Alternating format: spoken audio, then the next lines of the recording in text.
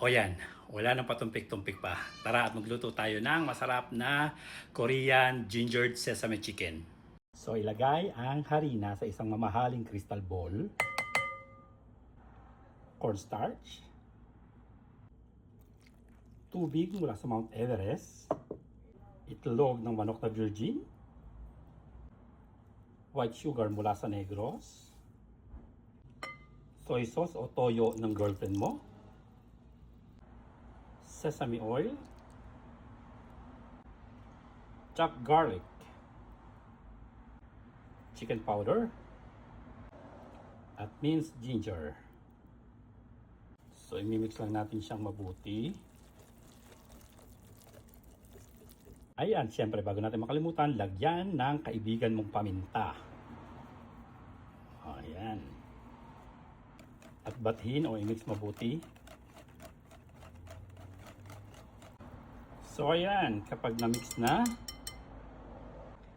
ilagay na natin ang ating chicken fillet na hinawa ng pa-square na medyo kalakihan.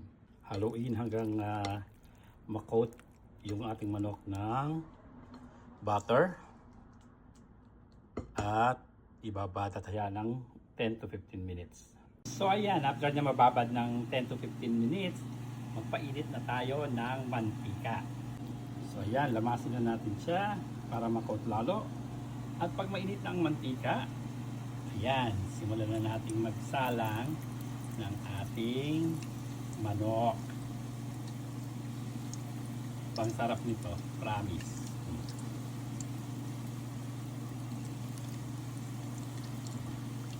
O ayan na. Ayan. Ayan lang mapunto. So kapag may mga bula-bula pang ganyan, hindi tayo nito.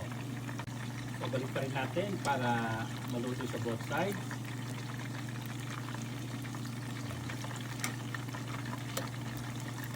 Ayan lang. So ayan. Luto na ang ating gingered sesame chicken.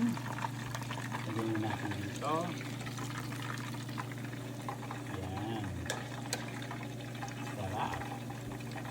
Ayan, ito na rin ang ating last batch. Sarap-sarap. So ayan, luto na ito. Tara, kain na. Manatin. Ayan, excited na ako. Sarap. So ito na, tikman na natin.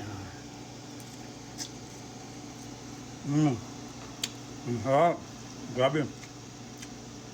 Yung lasa ng sesame, gingery, garlicky, peppery, sweet, salty. Ang sarap. Grabe. As in, gawin nyo, lutuin nyo. Promise masarap.